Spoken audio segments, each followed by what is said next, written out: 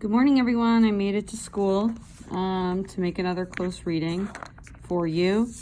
I challenge you to this week be aware of the obstacles that are keeping you away from becoming a better drawer, thinker, artist, writer, and reader, and think of ways to go through those obstacles and continue to work on your skills. I want to start with something in the beginning of the book for the kids who still are behind, and then we'll go ahead to where we should be. I'm going to move a little faster on this page. She began to smoke. I'm starting on page 18. She being the mom.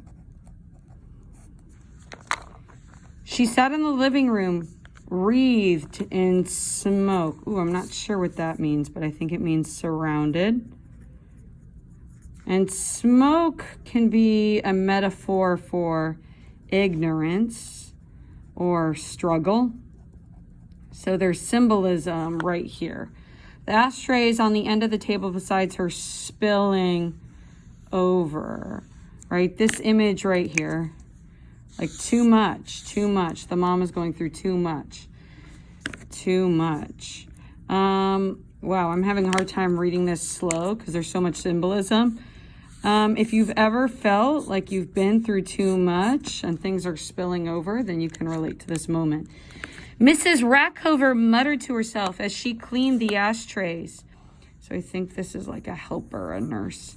But she said nothing to my mother. I began to find stubs of gray ash on the floor of the apartment. Right? So it's like raining sadness. There's ash everywhere. And it's interesting because his name is Asher, sadness.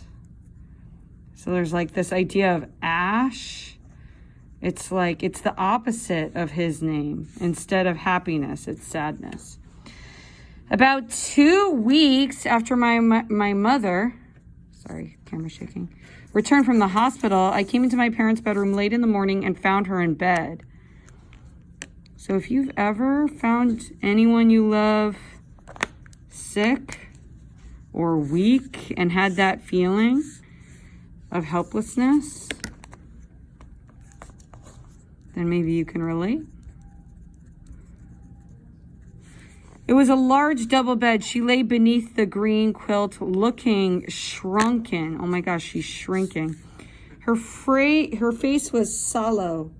Ooh, I do not know what this means, but I think it means sinking in. Like she's hungry. Please look it up for me, guys. Her bony hands protruded. Okay, this means stuck out. Wow, she's like emaciated. She's very skinny. From the sleeves of her nightgown, she had seemed dead when I came in, but now her eyelids fluttered open. Okay, so kind of like, what does flutter mean? Like a bird, right? Like a bird flapping. Right? This innocent, weak, and just the eyes opening, that is this idea of truth. So she's coming in to see Asher to experience this truth. And she raised her head from the pillow and looked at me. She started to speak, stopped. So he is a symbol of truth. She looked like she closed her eyes. Looked at me. So Asher represents truth. Like she's looking for hope amidst the ash. Her closed eyes looked like ashen knob. Oh wait, I missed this line. She started to speak, stopped, and lay back on the pillow. So she's kind of like too weak, right? If you've ever felt too tired to give up, highlight that. She gazed up. Ooh, author likes this word, gaze. Looking, seeing. That's what art teaches us, to see, to look, to find truth. She then closed her eyes. Her closed eyes looked like ashen knobs in the blue-grained darkness. Okay, so this idea of ash as a bad thing, sadness. Blue-gray darkness makes me think of kind of like this sad ignorance, like this cave, right? Not knowing, this state of not knowing. If you can relate, turn to your partner and talk. Are you okay, Melody? Are you gonna paint, or what are you doing? It's because I came here from Miss A, but I came and Miss A was like, oh, you can't wear solid red, and this looks like burgundy, no? Uh-oh. Yeah, so I had to like, yeah. You need clothes? Do you have